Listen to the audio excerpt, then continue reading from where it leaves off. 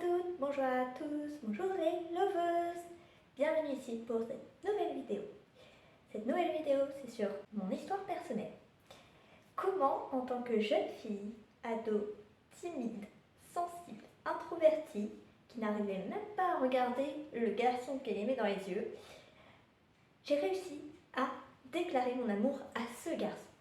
Cette déclaration, je l'ai faite, j'étais en terminale. Ça faisait depuis la première que j'étais amoureuse de ce garçon.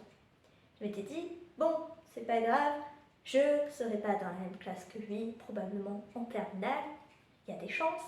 Et par manque de peau, je suis tombée dans la même classe. Moi qui voulais l'oublier, c'était mort.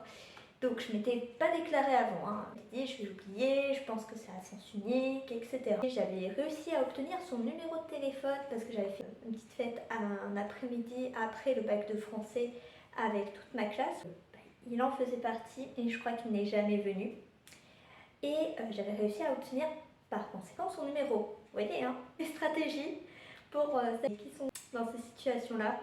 Notez bien. J'avais commencé à essayer un peu d'échanger par message l'été, mais sans trop de succès, sans trop de retours, sans trop de réponses. Donc je m'étais dit, bon bah tant pis, je vais essayer de l'oublier, voilà. Et je me dis, la rentrée, ce sera bien, l'année prochaine, si ça se trouve, je serai plus dans sa classe, ce sera nickel. Donc oui, manque de peau, j'étais dans sa classe. Du coup je me dis, non, pourquoi vous me maudissez? En plus, il était fan de physique, il adorait la physique comme moi, physique-chimie. C'était ma matière préférée. Et visiblement, lui aussi. Et c'est entre autres pour ça que je l'aimais, parce que je trouvais qu'il y avait ce point commun entre nous. On avait pris tous les deux, du coup en terminale S, l'aspect physique-chimie. Donc on devait avoir des cours supplémentaires, spécialement aspect physique-chimie, et donc on se retrouvait forcément dans ce même cours, naturellement. Et donc moi, le premier jour de ce cours, je m'installe devant en tant que bonne élève qui adore la matière. Et restait une place à côté de moi, comme d'habitude, l'éternel solitaire que personne veut avoir à côté de soi. Voilà, j'étais une âme assez solitaire, ou en tout cas les gens ne cherchent pas plus que ça à voilà, sociabiliser avec moi, puisque moi-même j'étais pas très sociable de nature. Je pense que ça doit parler à beaucoup d'entre vous. La sonnerie sonne, et lui, il arrive en retard. Et seule place qui reste, celle de devant, à côté de moi. Donc il s'installe, je me dis, punaise, décidément, moi qui voulais l'oublier, c'est un comble là. Tout le temps à côté de moi, ou déjà dans ma classe, à côté de moi dans l'aspect pour le premier jour. Ok, je me dis, bon, c'est pas grave, c'est pour un jour. Le prof arrive, je vous le dis, cache. Le prof arrive et il nous sort, bon bah retenez bien les places que vous avez aujourd'hui, ce sera vos places pour le restant de l'année. Et voilà, en train de me décomposer, en train de me dire, je voulais l'oublier. Je voulais l'oublier. Ah, quelle horreur. Donc à côté du mec que j'aime, à qui j'arrive à peine à adresser la parole, j'ai un mal fou à regarder dans les yeux, à communiquer avec lui, et donc il sera mon partenaire pendant toute l'année scolaire. Et vous pourriez vous dire, ouais mais c'est trop cool, je suis à côté du mec que j'aime, je vais pouvoir voilà, interagir avec lui. Non, moi c'était un vrai calvaire, sachant qu'en plus j'avais prévu de l'oublier. Voilà, j'avais l'idée d'oublier ce mec. Du coup j'ai interagi un peu plus avec lui, mais j'étais toujours pas très à l'aise. Et en plus, je suis d'une nature assez maladroite, et donc ça m'a mis dans des situations cocasses plus d'une fois devant lui que j'aime, que j'admire, etc. Donc c'était très sympathique de me mettre sous mon meilleur jour.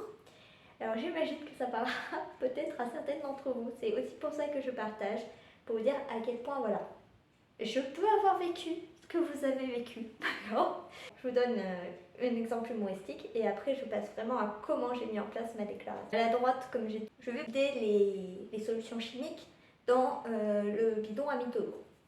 Donc j'y vais et puis j'entends un ploc. Je me fais et merde. J'ai oublié d'enlever l'agitateur magnétique et donc je l'ai balancé dans le bidon à métaux lourds. Et du coup, je reviens toute penaud devant lui, je fais j'ai perdu l'agitateur magnétique. Donc voilà, j'étais à mon meilleur jour, c'était magnifique, devant celui que j'aimais, je vous le rappelle. Et il fait ah bon, il regarde dans l'évier. Je fais non, non. Je lui montre derrière le bidon à métaux lourds. Il fait ah bon, ben tant pis. Voilà, j'étais sous mon meilleur jour, magnifique. Et plus d'une fois, voilà, les anecdotes comme moi j'étais petite et je me mettais à genoux sur le tabouret pour regarder les prouvettes gratuites, pour bien regarder au ménisque. Et lui, bah, il était grand, alors ça le faisait doucement rire de me voir là-dessus. Et intérieurement, je pensais que oui, bah au fond, tu pourrais pas toi le faire du coup, vu que t'es grand justement, plutôt que de te moquer de moi qui est sur mon tabouret à genoux. Et lui en plus, il le faisait à la louche, il était pas hyper précis, donc ça pour ça, j'étais un peu sceptique. Donc, pour en revenir à la déclaration d'amour. Donc, au bout de plusieurs mois, je me dis, bon, c'est plus possible, je garde des sentiments pour lui. J'ai essayé de me tourner vers un autre garçon avec qui j'étais beaucoup plus en relation, qui n'était pas dans ma classe, avec qui je m'entendais bien. Mais bon, je sentais que c'était pareil, il n'y avait pas vraiment d'intérêt pour moi. Et en fait, je pense qu'au fond, tout ce que je voulais, c'était d'essayer de rendre jaloux celui que je voulais, sans grand succès d'ailleurs, je vous dis tout de suite, sans grand succès. Et donc, on est en décembre. Donc, peu de temps avant les vacances de Noël, je me dis non, c'est bon, allez, cette fois, il faut que je passe à l'action, j'en peux plus, que je sache ce qu'il en est, pour enfin, potentiellement, passer à autre chose. Donc, je me dis, bon, comment je fais ça? Moi qui suis hyper timide, qui arrive pas à lui, qui a un mal fou à lui parler, à le regarder dans les yeux, je me dis, non, ben, je vais pas aller le prendre à part et lui dire, et lui faire ma déclaration en face. C'est juste pas possible, inconcevable pour moi. Donc je me dis, il faut que je trouve une autre solution. Je me dis, bon, la lettre d'amour, c'est un grand classique, dans le sac, glisser dans le sac à dos et c'est bon. Après je me dis, bon, l'idée c'est que le message passe, mais il faut quand même qu'il sache que c'est moi, que ce soit pas une lettre anonyme. Donc je me dis, bon, il faudra que je le signe. Puis après je me dis, ouais, mais selon comment j'écris, ça se trouve, il va pas comprendre, il va pas percuter, que c'est une déclaration d'amour, et il va rien avoir derrière. Il va peut-être pas comprendre et il va pas réagir. Donc je me fais, bon, je vais peut-être rester à plus simple.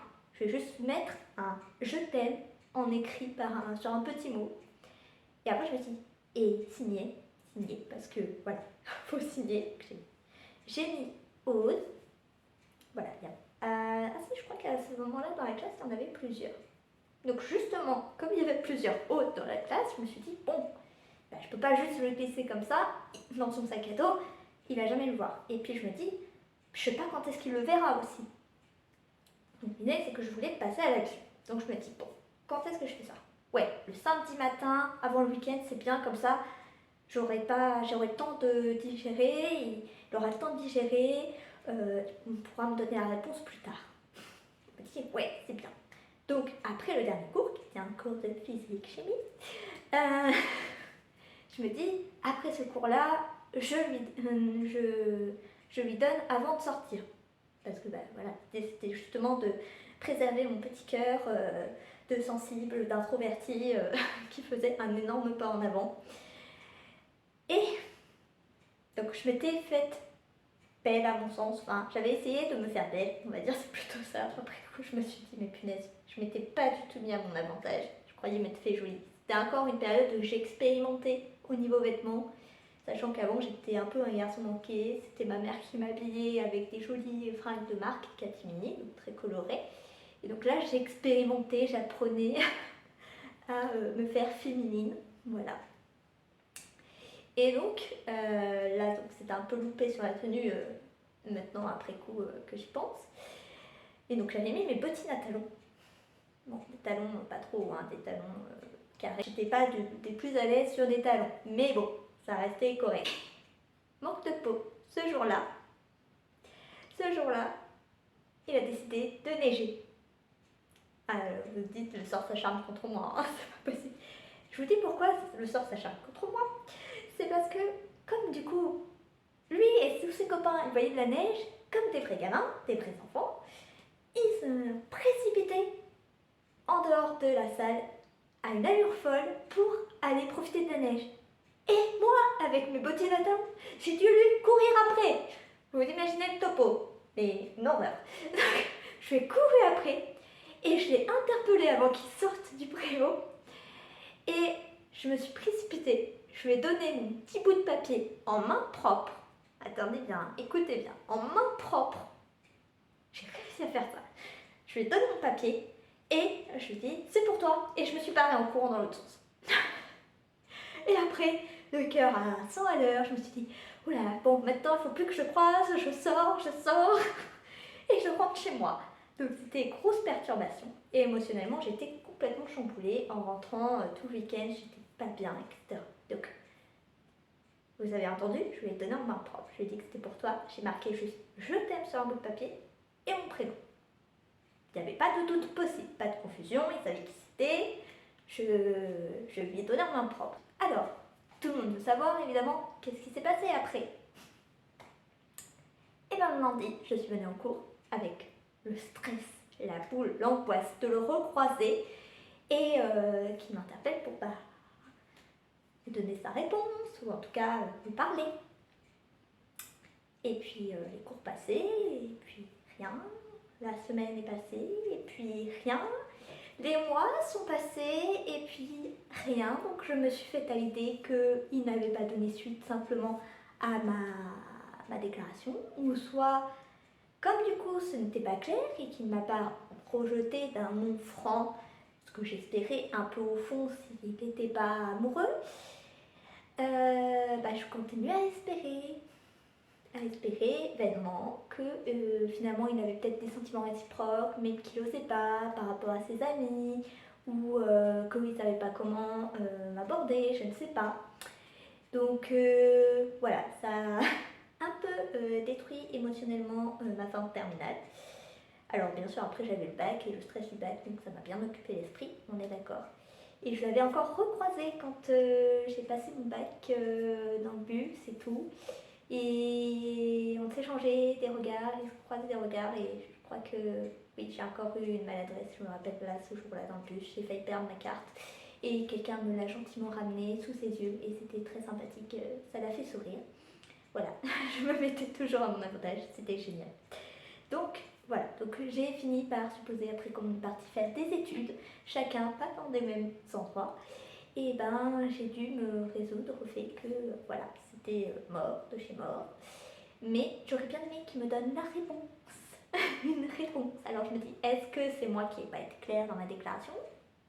Je me dis, mais je ne vois pas trop comment j'aurais pu faire plus clair, à part effectivement le lui dire en face directement. Donc voilà. Voilà comment ça s'est soldé. Mais je suis très contente de cette expérience dans le sens où ça m'a permis de faire ma première déclaration d'amour et je trouve que je me suis plutôt bien débrouillée pour une première fois pour une fille qui était hyper timide, sensible, introvertie et qui avait un mal fou en plus à parler spécifiquement à celui qui l'intéressait. Voilà, c'était mon partage de cette vidéo. Elle était un peu longue mais comme ça vous savez l'histoire et je vous raconterai aussi comment je suis tombée amoureuse de ce garçon dans une autre vidéo parce que c'est intéressant aussi. Voilà, donc conclusion.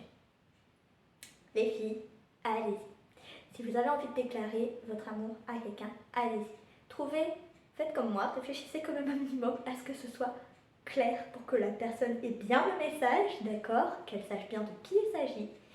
Et même si voilà, c'est compliqué pour vous, essayez de le faire de préférence, voilà, en semi direct, en semi face à face, entre guillemets. Moi, vous voyez, j'ai trouvé ce compromis.